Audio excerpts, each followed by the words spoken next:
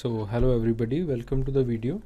So in the previous videos we had analyzed the previous year questions. हमने previous year questions को analyze किया था और previous year questions को analyze करने के बाद we chalked out certain themes कि जहाँ से जो है वो आपसे सवाल पूछे जाएंगे. पहली जो थीम थी वहाँ से आपके पास जो है जनरली जो क्वेश्चन जो है वो पूछा जा रहा था कि आपके पास ऑर्गेनिक एवोल्यूशन है क्या चीज़ और आपके पास क्या ऑर्गेनिक एवोल्यूशन होता है, इसके जो है वो आप एविडेंसेस दीजिए. ठीक है, तो एविडेंसेस की जो है वो बात की गई थी पहली थीम के अंदर. फिर उसके बाद दूसरी थीम जो है वो आपके पास प्री डार्विनियन थ्योरीज़ या फिर आपके पास जिसके अंदर लमार की थ्योरी आ जाती है उसको जो है उसकी जो है वो बात की गई. फिर जो है वो आपके पास तीसरा थीम था जिसके अंदर डार्विन की थ्योरी की बात की गई. और फिर जो है वो आपके पास चौथा थीम था जहाँ पे आपके पास जो पोस्ट डार्विनियन थ्योरीज़ हैं उनकी जो है वो बात की गई है.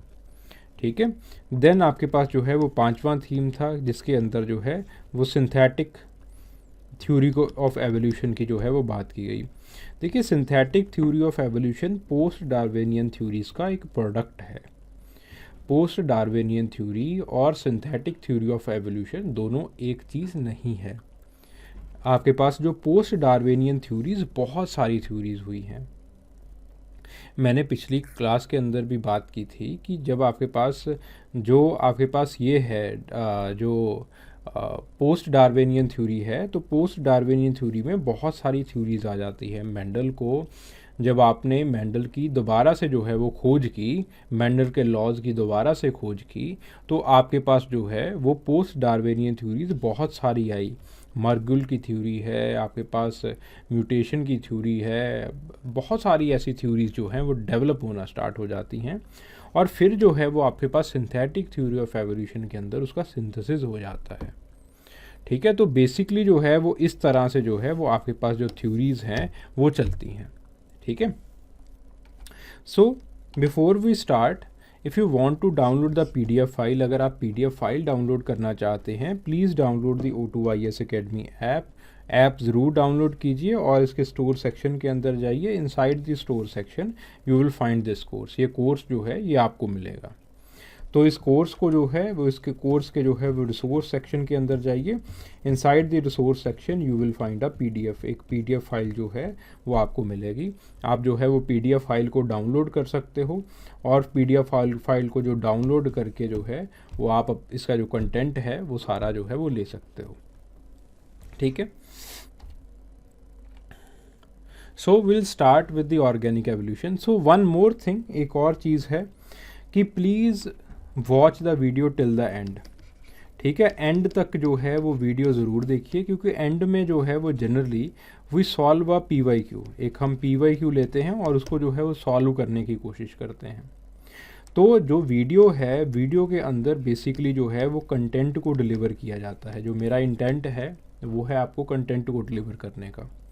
तो वीडियो के अंदर जो है वो आपको कंटेंट जो है वो डिलीवर कर दिया जाता है और कंटेंट के बाद हम PYQ एक सॉल्व करते हैं जिसके अंदर आपको कंटेंट को कैसे लिखना है, हाउ टू स्ट्रक्चर, इसकी जो है वो आपसे बात की जाती है कि स्ट्रक्चर कैसे करना है एक आंसर को.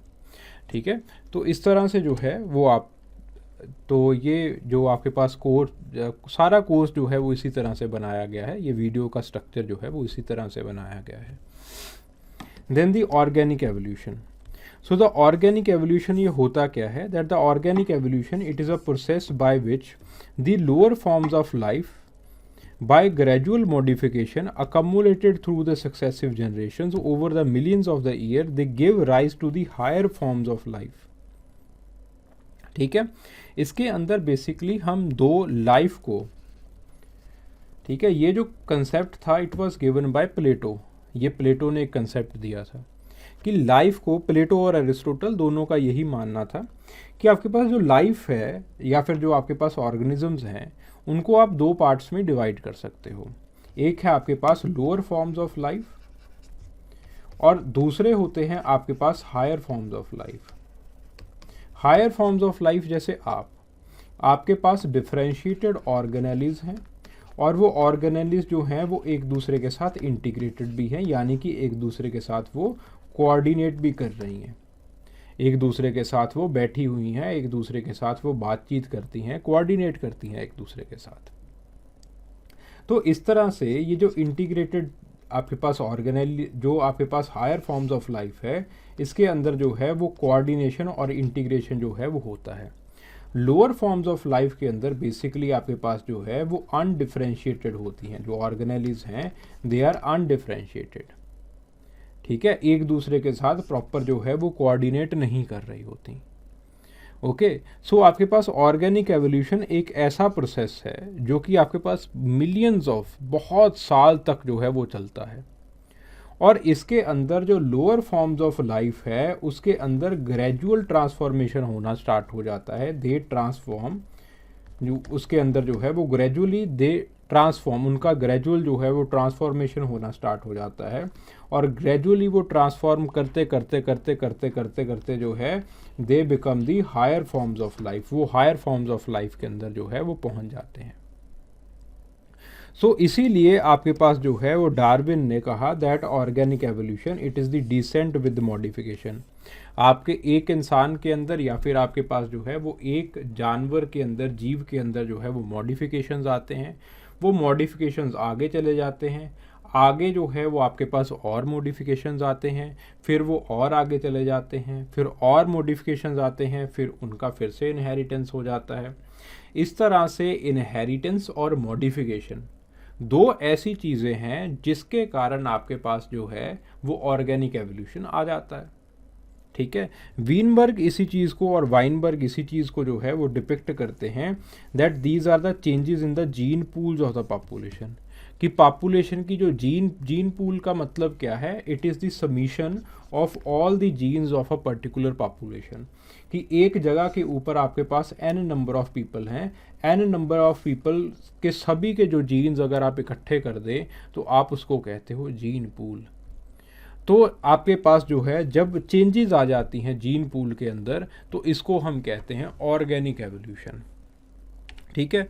फिर उसके बाद सबसे जो इम्पॉर्टेंट डेफिनेशन है दैट इज़ गिवन बाय जानुश ने जो है वो आपके पास सबसे इम्पॉर्टेंट, बटनर जानुश ने जो है सबसे इम्पॉर्टेंट डेफिनेशन दी।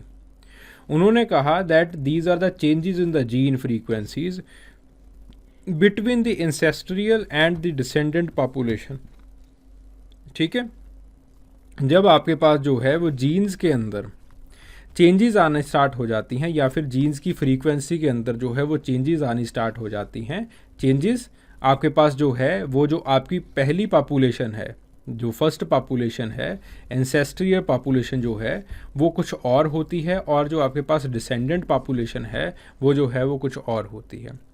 और इसी आपके पास जो जीन्स की वजह से जो आपका जीनोटाइप है वो क्या बनाता है, इट मेक्स दी फिनोटाइप, यानी कि जो आपके पास मोर्फोलॉजी के अंदर चेंजेस आनी स्टार्ट हो जाती हैं, एक ऑर्गेनिज्म की मोर्फोलॉजी के अंदर जब चेंजेस आनी स्टार्ट हो जाती हैं तो उसको भी जो है वो आप कहते हो कि it is also the organic evolution, ठीक है। और जब आपके पास मोर्फोलॉजी के अंदर चेंजेस आनी स्टार्ट हो जाती हैं, आपके पास जो है वो मोर्फोलॉजी के अंदर चेंजेस आने की वजह से ऑर्गेनिजम्स में डाइवर्सिटी जो है वो बढ़ जाती है, तो आपके पास जो number of and the kind of organisms जो है वो मेजर लीनिएज से जब डेविएट करते जाते हैं, इसको भी जो है वो हम एवोल्यूशन कहते हैं। सो बटनर जानुश जो है वो इन तीन चीज़ों को जो है वो एवोल्यूशन मानते हैं, जीन की फ्रीक्वेंसी के अंदर चेंज, मोर्फोलॉजी के अंदर चेंज, और नई लीनिएजेस का बन जाना, ठीक है। So in other words the evolution it may be viewed as the changes in the descent, changes in the genetic composition, ठीक है। जेनेटिक कंपोजिशन के अंदर जो है वो चेंज आए, डिसेंट के अंदर बेसिकली जेनेटिक कंपोजिशन या फिर मोर्फोलॉजी से जो है वो आपके पास जो है वो चेंज आ जाए, उसको जो है वो हम एवोल्यूशन कहते हैं। मोर्फोलॉजिकल चेंजेस आ रहे हैं, डाइवर्सिटी आ रही है, तो ऑब्वियसली जो है वो आपके पास नई लीनिएजेस जो है वो मेजर लीनिएज से हट के जो है वो बननी शुरू हो जाएंगी। तो बेसिकली यहाँ पे जो एवोल्यूशन की बात है, जब हम एवोल्यूशन की बात करते हैं तो एवोल्यूशन के अंदर जो है वो तीन चीज़ों को लिखना बेहद ज़रूरी है, बेहद ज़रूरी है। अब ये तीन चीज़ें हैं क्या? पहली जो आपके पास चीज़ है जिसको लिखना आपके लिए ज़रूरी बन जाता है वो है डार्विन की डेफिनेशन। ठीक है, डार्विन की डेफिनेशन कि डार्विन क्या कहते हैं, evolution is descent with modification. Modification और डिसेंट का जब आपके पास दोनों का कम्बिनेशन हो जाता है तो वो जो है वो एवोल्यूशन बन जाता है। फिर वाइनबर्ग जीन पूल की बात करते हैं, बटनर जानुश अब जो है वो आगे चल के दोनों को मिला देंगे और अपनी जो है वो तीसरी चीज़ को भी साथ में रख देंगे कि जब आपके पास मेजर लीनिएज से नई लीनिएजेस, छोटी छोटी लीनिएजेस जो है वो बननी शुरू हो जाती हैं, उसको आप जो है वो ऑर्गेनिक एवोल्यूशन जो है वो कह देते हो। ठीक है, अब बात आती है कि ऑर्गेनिक एवोल्यूशन हवाई बात है या फिर ऑर्गेनिक एवोल्यूशन सच में होता भी है। इस चीज़ को दर्शाने के लिए कि एवोल्यूशन सच में होता है भाई साहब, हम ऊपर ऊपर की बातें नहीं कर रहे हैं, तो आपके पास जो है कुछ एविडेंसेस जो है वो आपके आगे रखे जाते हैं। जैसे आपके पास मोर्फोलॉजी और कंपैरेटिव एनाटॉमी से एविडेंसेस आपको मिलते हैं। ठीक है, कि एनिमल्स के अंदर जो है वो आपके पास जो है वो इंटरनल ऑर्गेनेलीज के अंदर भी और जो आपके पास आउटर स्ट्रक्चर है दोनों के अंदर जो है वो आपके पास जो है एनिमल्स के अंदर, प्लांट्स के अंदर जो है वो आपके पास चेंजेस जो है वो आती हैं, डाइवर्सिटी जो है वो आती है। अब डाइवर्सिटी कैसे आएगी? Obviously it is through the evolution. ठीक है, आपके पास जब एक्सटर्नल स्ट्रक्चर के अंदर चेंज आता है उसको हम कहते हैं मोर्फोलॉजिकल चेंज। जब आपके पास इंटरनल स्ट्रक्चर के अंदर आता है उसको हम कहते हैं एनाटॉमिकल चेंज। ठीक है, दिस एवोल्यूशन, इसको जो है वो आप होमोलॉजी और एनालॉजी के सहारे जो है वो आप स्टडी कर सकते हो।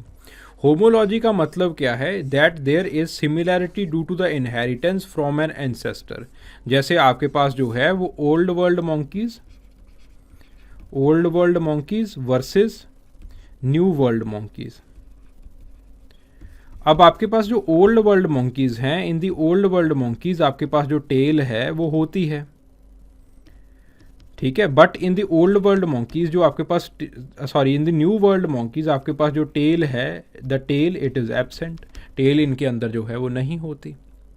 ठीक है, बेसिकली आपके पास this is the case of the homology. Homology का केस कैसे है कि आपके पास एक एंसेस्टर है, वहाँ से ही आपके पास जो है वो दो लीनिएजेस जो हैं वो गई हैं। तो बेसिकली इसके अंदर क्या होता है कि जो आपके पास इंटरनल ऑर्गन्स हैं, ठीक है, जैसे आपके पास बेसिक स्ट्रक्चर लिम्स का हो गया, ब्रेन का बेसिक स्ट्रक्चर हो गया, हार्ट का बेसिक स्ट्रक्चर हो गया, ये दोनों के अंदर जो है वो कॉमन रहेंगे।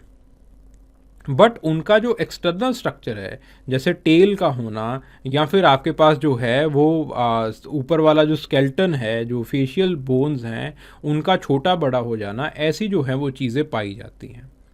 तो इसको हम कहते हैं होमोलॉजी।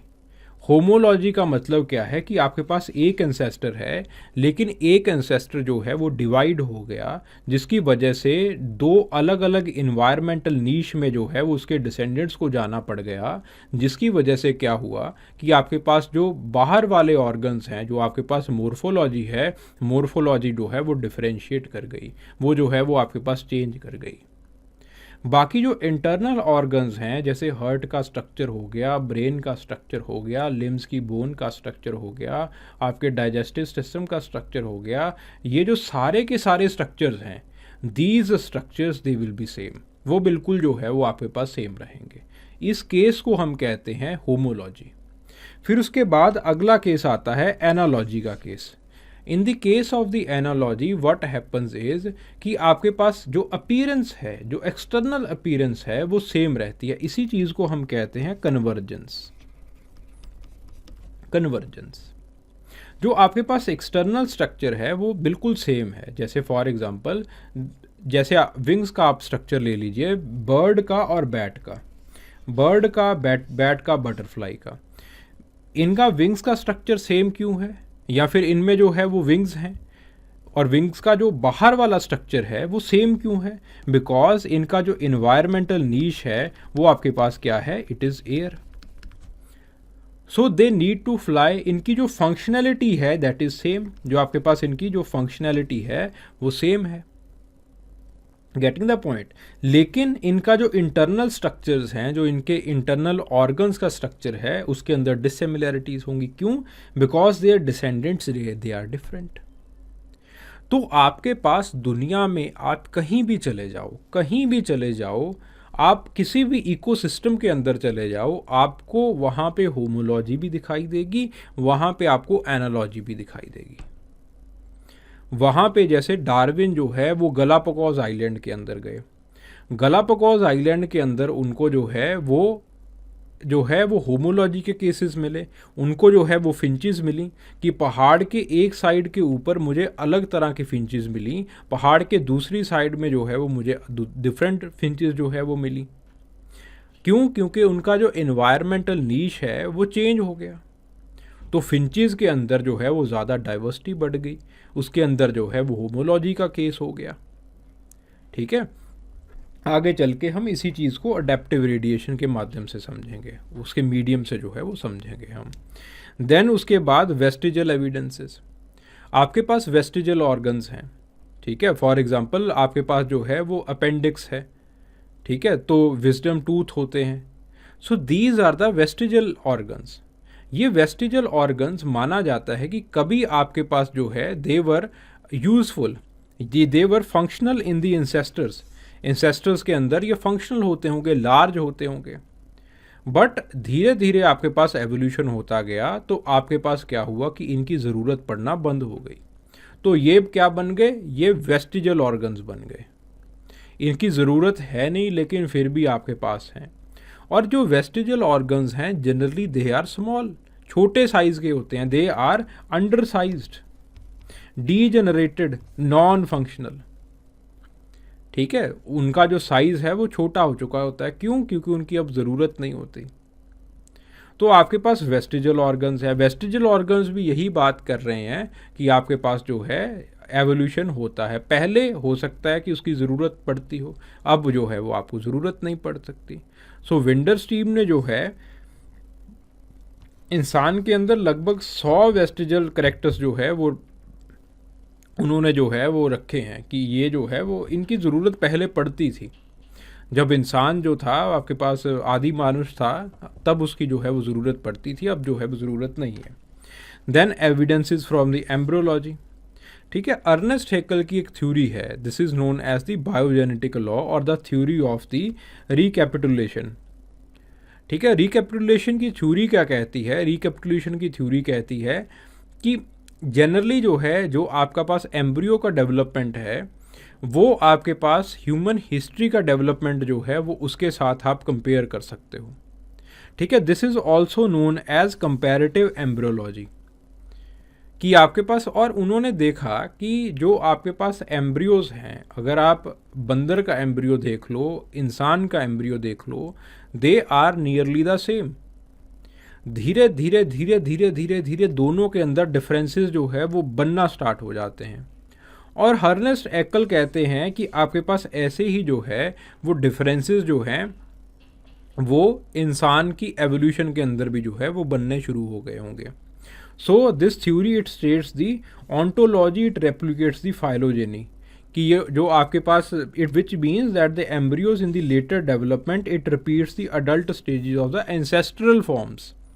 कि जैसे आपके पास पहले डेवलपमेंट हुआ होगा, उसी चीज़ को जो है वो आपकी एम्ब्रियोज जो है वो रिपीट कर रहे हैं। देन आपके पास द एविडेंसेस फ्रॉम द पेलियोंटोलॉजी। ठीक है, जब आप गड़े मुर्दों को उखाड़ते हो, जब आपके पास पहले इंसान के जो अवशेष हैं, एविडेंसेस जो हैं, वो फॉसिल्स जो हैं, जब इंसान के मिलते हैं तो उसके अंदर जो है वो आप इन चीज़ों को देखते हो, जो उनको कंपेयर करते हो, तो आपको साफ साफ ये ज्ञान हो जाता है कि जैसे जैसे आपके पास इंसान जो है वो डेवलप होता गया, वैसे वैसे जो उसकी जो करेनियल कैपेसिटी है वो बढ़ती गई, उसका जो फोरहेड है वो वर्टिकल होता गया। So these are the evidences from the paleontology, जो कि ग्रेजुअलिज्म की तरफ जो है वो इशारा करते हैं कि आपके पास जो है वो धीरे धीरे धीरे धीरे इंसान के अंदर जो है वो चेंजेस स्टेज बाय स्टेज जो है वो आपके पास जो है चेंजेस जो हैं वो आती गई हैं। Then you have the evidences from the biochemistry and the physiology. Physiology और बायोकेमिस्ट्री से एविडेंसेस हैं। जैसे फॉर एग्जांपल बहुत सारे ऐसे बायोलॉजिकल मार्कर्स हैं जो चिंपैंजीज और आपके पास जो है वो इंसानों के अंदर जो है वो सेम है। बहुत सारे ऐसे जो है वो आपके पास डाइजेस्टिव, रेस्पिरेटरी, रिप्रोडक्टिव फिजियोलॉजी है जो कि चिंपैंजी की और इंसानों की जो है वो सेम है। तो इसका मतलब क्या है कि चिंपैंजीज जो हैं वो हमारे रिलेटिव हैं। जो कार्बोहाइड्रेट्स का, प्रोटीन्स का, फैट्स का स्ट्रक्चर उनके अंदर बनता है वो बिल्कुल जो है वो आपके पास सिमिलर स्ट्रक्चर जो है वो हमारे अंदर है। So it means that they are our relatives, वो हमारे रिलेटिव हैं। And they are not very far flung relatives, they are our near relatives, पास वाले रिलेटिव ही हैं हमारे वो। देन आपके पास the evidences from genetics. Genetics से आपके पास कुछ एविडेंसेस मिलते हैं, खास करके जब आप माइटोकॉन्ड्रियल डीएनए के जो जीन्स हैं उनके म्यूटेशंस को देखते हो। उनके म्यूटेशंस को जब माइटोकॉन्ड्रियल जीन्स के जब आप म्यूटेशंस को देखते हो तब आपको जो है इस चीज़ के बारे में ज्ञान हो जाता है कि वाकई में ही जो है वो आपके पास जो है you had certain kind of evolution that would have occurred. कुछ आपके पास जो है वो एवोल्यूशन जो है वो हुआ होगा। ठीक है। So these changes in the genes they determine the character in the different direction than the original. ठीक है। So the natural forces of the isolation, natural selection वगैरह जो है वो आपके पास जो है वो हुआ होगा एंड इवेंचुअली जो है वो आपके पास नई स्पीसीज जो हैं वो बन गई होंगी। ठीक है। तो जेनेटिक्स से जो है इसी चीज़ को हम आगे चल के जो है वो जब थ्योरीज करेंगे नियंदरथाल मैन के बाद जो है कुछ थ्योरीज की जाएंगी, होमोसेपियंस की कुछ थ्योरीज की जाएंगी कि होमोसेपियंस का ओरिजिन कैसे हुआ। एक है आपके pass out of Africa theory, एक है आपके पास मल्टी सेंट्रिक थ्योरी। ठीक है। एक है आपके पास एक हाइब्रिड थ्योरी। तो ऐसी कुछ थ्योरीज जो हैं वो आपसे जो है वो डिस्कस की जाएंगी। ठीक है। So the certain theories they will be discussed with you, और वहाँ पे जो है वो इस चीज़ को समझाया जाएगा कि आपके पास जो है कैसे जो है वो इंसान जो है वो किस तरह से बना है। जो आप इंसान होमोसेपियन सेपियंसिस देखते हो, इंसान जो है वो किस तरह से बना हुआ है।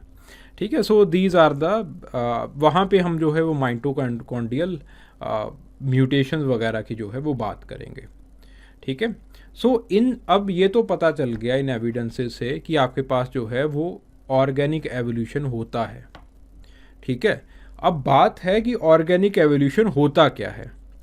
ठीक है। So the organic evolution it is the process by विच आपके पास जो है वो जेनेटिक कंपोजिशन जो है वो पॉपुलेशन का चेंज होना स्टार्ट हो जाता है। क्यों चेंज होता है? क्योंकि आपके पास जो है वो एनवायरनमेंट के अंदर चेंजेस आती हैं। ठीक है। तो ऑर्गेनिक एवोल्यूशन को हाउ बताने के लिए कि ऑर्गेनिक एवोल्यूशन होता कैसे है, इस चीज़ को बताने के लिए जो है वो डार्विन से पहले बहुत लोगों ने कोशिश की, डार्विन के बाद भी बहुत लोगों ने कोशिश की, और अब जो है वो हमारे पास एक सिंथेटिक थ्योरी ऑफ एवोल्यूशन बन गई है जो कि it is very holistic kind of theory, कि जो कि ये समझाती है कि ऑर्गेनिक एवोल्यूशन कैसे होता है। ऑल्दो इसके अंदर भी बहुत सारे डिफेक्ट्स हैं, अब भी आपके पास ऐसे बहुत सारे सवाल हैं जिनका कोई जो है वो जवाब नहीं दे पाया। ठीक है। चलिए इस चीज़ को हम शुरू करते हैं प्री डार्विनियन थ्योरी से। ठीक है। So the pre Darwinian theory, so आपके पास जो है पहला है idealistic concept of Plato. Plato कहते हैं कि आपके पास पहले जो है वो word of ideas, according to the concept the initially there is the word of ideas. ठीक है। This is the most perfect living forms and any change in these ideas they result in to the disharmonies. ठीक है। So the less perfect living forms. ठीक है। और आपके पास जो है वो सारी चीज़ें जो आपके पास हैं, आपके सामने हैं, वो सारी की सारी चीज़ें जो है वो जो हैं दे आर लेस परफेक्ट, और आप धीरे धीरे धीरे धीरे जो है वो परफेक्ट बीइंग्स के अंदर जो है वो ट्रांसफ़र होते जा रहे हो। आप धीरे धीरे धीरे धीरे जो है वो आइडल वर्ड का फॉर्मेशन जो है वो कर रहे हो। देन आपके पास the scale of nature concept है, एरिस्टोटल की ये थ्योरी है।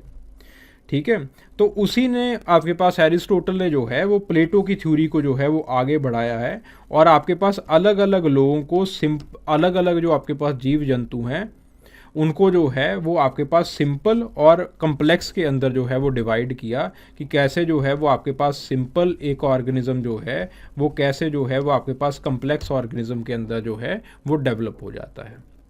ठीक है। सो ये एक बहुत बेसिक थ्योरीज हैं, बहुत ही रूडिमेंट्री थ्योरीज है, कोई आपके पास इसकी एथनोग्राफिक एविडेंसेस नहीं है। फिर उसके बाद एथनोग्राफिक एविडेंसेस वाली थ्योरी के ऊपर आते हैं, जैसे आपके पास पहला है कैटास्ट्रॉफिज्म। ठीक है, कैटास्ट्रॉफिज्म जो है वो कूवर की थ्योरी है, कुवियर या फिर कूवर की थ्योरी है।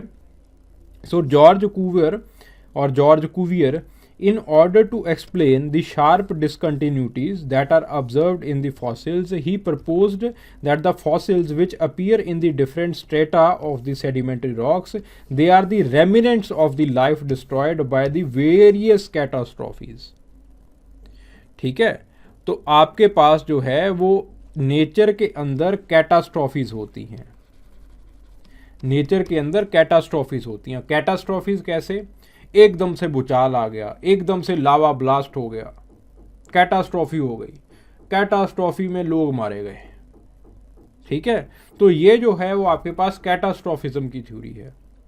होता क्या है कि जब आप लिविंग फॉर्म्स को, जो फॉसिल्स हैं, जो फॉसिल्स होते हैं, उनको जब आप जो है वो निकालते हो तो वो जनरली सेडिमेंट्री रॉक से जो है वो मिलते हैं, और उन सेडिमेंट्री रॉक्स की जो स्ट्रेटा डेटिंग है वो की जा सकती है। और जब हम सेडिमेंट्री रॉक्स को, जैसे फॉर एग्जांपल ये स्ट्रेटा है, ठीक है, ये स्ट्रेटा है, इस तरह से स्ट्रेटास होते हैं।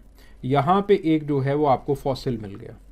अब ये जो है वो आपके पास सेडिमेंट्री रॉक खाली होगा, जैसे सोहन है, सोहन आगे चल के हम जो है वो आर्कियोलॉजी के अंदर करेंगे। वहाँ पे बहुत सारी लेयर्स स्टेराइल हैं, यानी कि वहाँ पे हमें कुछ मिला ही नहीं उन लेयर्स के अंदर। अब ये जो है वो ऊपर वाली लेयर स्टेराइल है, यहाँ पे मिल गया, फिर से लेयर स्टेराइल होगी, फिर से यहाँ पे कोई फॉसिल मिल गया आपको। तो वो कहते हैं कि इस टाइम के ऊपर, T1 के ऊपर जो है वो कोई बहुत भयानक कैटास्ट्रॉफी हुई। उस भयानक कैटास्ट्रॉफी के अंदर ये सारे लोग जो है वो दब गए। फिर काफ़ी टाइम तक आपके पास कोई लाइफ फॉर्म नहीं था, या फिर इसके छोटे मोटे लाइफ फॉर्म्स थे, वो धीरे धीरे इन्वायरमेंट के साथ लड़े, फिर से जो है वो आपके पास एक बहुत बड़ा विशाल लाइफ फॉर्म फिर से बन गया, फिर एक कैटास्ट्रॉफी हो गई, फिर जो है वो सारे दब गए, फिर आपके पास धीरे धीरे थोड़े रह गए, फिर आपके पास जो है वो धीरे धीरे धीरे धीरे उन्होंने इवॉल्व किया, इवॉल्व करते उनका फिर पॉपुलेशन बढ़ा, फिर आपके पास जो है एकदम से फिर से कैटास्ट्रॉफी हो गई। सो इनका मतलब क्या है कि जो आपके पास एवोल्यूशन है वो इस तरह से स्टेजेस में होता है, एकदम से जो है वो इस तरह से स्टेजेस में हुआ। ठीक है, इसके अंदर पॉपुलेशन बढ़ा, फिर से कैटास्ट्रॉफी आ गई, पॉपुलेशन बढ़ा, फिर से कैटास्ट्रॉफी आ गई, पॉपुलेशन बढ़ा, फिर से कैटास्ट्रॉफी आ गई।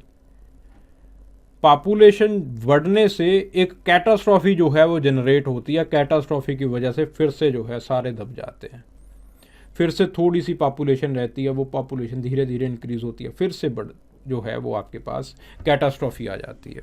This is कैटास्ट्रॉफिज्म। देन आपके पास जो है अगला है ग्रेजुअलिज्म। हुटॉन ने और चार्ल्स लियल ने एक बहुत कमाल का कम्प्लेक्स जो है वो कंसेप्ट जो है वो बनाया, तो जो है वो बिब्लिकल व्यूज़ को जो है वो टारगेट कर रहा था।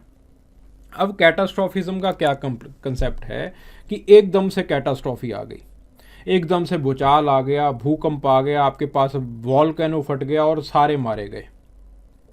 ग्रेजुअलिज्म क्या कहता है कि अर्थ की कोई भी प्रोसेस जो है वो ऐसे कैटास्ट्रॉफिक चेंज नहीं होती, धीरे धीरे धीरे धीरे धीरे धीरे ग्रेजुअली जो है वो अर्थ के अंदर प्रेशर जो है वो बनता रहता है, और फिर जो है वो आप जो है वो कैटास्ट्रॉफी फिर उसके बाद बनती है। धीरे धीरे प्रेशर बनता रहेगा, आपके पास वोल्केनो इरप्शन होगा, धीरे धीरे धीरे धीरे प्रेशर बनता रहेगा, आपके पास जो है जो आपका भूकंप है, जो अर्थक्वेक है वो आ जाएगा। So since its inception the earth has undergo numerous geological and climatic changes जो कि स्लोली कंटिन्यूसली होती रहती हैं। वेरी इंपॉर्टेंट, ये कीवर्ड हैं इसके, कि हर चीज़ दुनिया के अंदर, हर चीज़ नेचर के अंदर धीरे धीरे धीरे धीरे लेकिन कंटिन्यूसली हो रही है। So these changes they not only change the earth but also the life and therefore the life वो भी जो है वो gradually evolve होती है। जब पूरी दुनिया, पूरा नेचर ग्रेजुअली इवॉल्व हो रहा है तो लाइफ भी जो है वो आपके पास ग्रेजुअली इवॉल्व होगी। ये आपकी दिक्कत है कि आपको स्टेटस के अंदर वो जो है वो जानवर मिल रहे हैं, इंडिविजुअल जानवर जो है वो आपको स्टेटस के अंदर मिल रहे हैं, ये आपकी दिक्कत है। तो ग्रेजुअलिज्म क्या कहता है कि आपके पास जो लाइफ फॉर्म्स हैं वो ग्रेजुअली इवॉल्व करती हैं, कंटिन्यूसली इवॉल्व करती हैं, स्लोली इवॉल्व करती हैं। ठीक है, ग्राफ थोड़ा सा ज़्यादा इसका स्लो बन गया इस तरह से, ये जो है वो आपके पास कंटिन्यूसली इवॉल्व करती हैं। ठीक है, so this is known as the gradualism, ये आपके पास ग्रेजुअलिज्म है। ये सारे कंसेप्ट जो हैं वो प्री डार्विनियन कंसेप्ट हैं। ठीक है, लेट्स एक क्वेश्चन सॉल्व करते हैं। एक्सप्लेन प्री डार्विनियन कंसेप्ट्स और थ्योरीज ऑफ एवोल्यूशन, इनको एक्सप्लेन करना है। Give the evidences of evolution. अब इसका आपको आंसर लिखना है। पहले जो है इन द इंट्रोडक्शन आप जो है डार्विन की डेफिनेशन लिखोगे या फिर आप जो है वो जानुश की भी डेफिनेशन लिख सकते हो कि एवोल्यूशन होता क्या है। ठीक है, डिसेंट विद मॉडिफिकेशन लिख देना, वो आपके पास इजी है याद करने के लिए। वाइनबर्ग की लिखना चाहते हो, वाइनबर्ग के अंदर लिख दो कि जीन पूल के अंदर जब चेंज आ जाए उसको आप एवोल्यूशन कहते हो। जानुश ने बेसिकली दोनों को ऐड कर दिया, मॉर्फोलॉजी के अंदर चेंज कर दिया और आपके पास जो है जीन पूल के अंदर चेंज कर दिया और कह दिया कि जब आपके पास एक बड़ी लीनियर से बड़ी डिसेंडेंट से छोटी ब्रांचेस बन जाती हैं वो जो है वो आपके पास एवोल्यूशन आ जाता है। ठीक है, फिर जो है वो आपके पास बॉडी आ गई। बॉडी के अंदर pre Darwinian concepts of evolution, pre Darwinian concepts of evolution और थ्योरीज ऑफ एवोल्यूशन के अंदर आपके पास जो है आप लिखोगे कि आपके पास जो है एरिस्टोटल की, प्लेटो की, चार्ल्स लियल की और आपके पास क्यूवियर की जो है वो थ्योरीज हैं। ठीक है, चार्ल्स लियल की, क्यूवियर की जो है वो आपके पास थ्योरीज हैं। और जो सबसे इम्पॉर्टेंट है that is the theory of Lamarck, जो कि आगे आने वाले चैप्टर में हम करेंगे। ठीक है, तो आप जो है वो एरिस्टोटल की थ्योरी लिखोगे। ठीक है, एरिस्टोटल की पहले प्लेटो की लिख देना आइडियलिस्टिक थ्योरी, फिर उसके बाद स्केल थ्योरी जो है, स्केल कंसेप्ट जो है वो आपके पास एरिस्टोटल का आ जाएगा। ठीक है, फिर जो है वो आप जो है वो चार्ल्स लियल का या फिर आप जो है वो क्यूवियर को उठा सकते हैं, क्यूवियर का लिख दीजिए और चार्ल्स लियल का ग्रेजुअलिज्म लिख दीजिए, इसका कैटास्ट्रोफिज्म लिख दीजिए, क्यूवियर का कैटास्ट्रोफिज्म लिख दीजिए। इसको जनरली लिखना है और उसके बाद जो लमार्क है उसको प्रॉपरली जो है वो आपको बताना है। ठीक है, लमार्क की थ्योरी क्या है, उसका क्रिटिसिज्म क्या है, उसको आपको प्रॉपरली लिखना होगा थोड़ा सा। ठीक है, चलिए लमार्क जो है वो आगे चल के हम जो है वो कर लेंगे। फिर उसके बाद जो है वो आपने लमार्क को लिखा, फिर जो है गिव द एविडेंसेस, दूसरा आपके पास जो है दूसरा पार्ट आ गया, एविडेंसेस क्या है। तो ये जो सारे के सारे एविडेंसेस है, those evidences you are going to write. ठीक है, पहले एविडेंसेस, द एविडेंसेस मोर्फोलॉजिक और एनाटॉमिकल एविडेंसेस जिसमें आपके पास हिमोलॉजी और एनालॉजी बनती है। ठीक है, फिर आपके पास वेस्टिजल एविडेंसेस आ गए, फिर उसके बाद एम्ब्रोलॉजी के एविडेंसेस आ गए। ठीक है, फिर उसके बाद पेलियोंटोलॉजी से एविडेंसेस आ गए, फिर उसके बाद बायोकेमिस्ट्री से एविडेंसेस आ गए, फिर उसके बाद जेनेटिक्स से एविडेंसेस आ गए। So these evidences you are going to write, साथ में एक एक एग्जांपल लिखते जाना। ठीक है, so you will write the nature of evidence, nature of evidence, और नेचर ऑफ एविडेंस के साथ जो है वो आप उसके एग्जांपल्स लिख दोगे। ठीक है, ज़रूरी नहीं है टेबल बनाना है, लेकिन आपके दिमाग में कुछ बना होना चाहिए कि इस तरह से आपको लिखना है। ठीक है, नेचर ऑफ एविडेंस और उसके एग्जांपल्स लिखिएगा। ठीक है, मेजर पार्ट जो है वो क्वेश्चन का यही है, ये जो है वो आपके पास माइनर पार्ट है। Then you can conclude. Conclusion इसी तरह से आप कर सकते हैं कि जो आपके पास जो एवोल्यूशन है it is a reality, evolution जो है वो आपके पास रियलिटी है, although there are many questions that are still unknown and we are researches जो हैं वो आपके पास एविडेंसेस में नई इनसाइट्स जो है वो प्रोवाइड कर रही हैं। ठीक है, सो यू विल कंक्लूड, इस तरह से जो है वो आप अपना कंक्लूजन जो है वो करोगे। So please write this question, इसको क्वेश्चन को लिखिएगा and please send it in here, यहाँ पे जो है वो इसको भेज दीजिएगा, इस नंबर के ऊपर जो है वो इस सवाल को जो है वो लिख के भेज दीजिएगा। ठीक है, बाकी कोई भी आपको जो है किसी भी तरह की क्वेरी आती है, again you can write in here, यहाँ पे जो है वो आप अपनी क्वेरी लिख के भेज सकते हैं। ठीक है, I hope this lecture it was worth your time, it was worth watching, it was इसमें जो है जो भी आपने टाइम लगाया है वो काम का रहा होगा। ठीक है, चलिए, थैंक यू वेरी मच।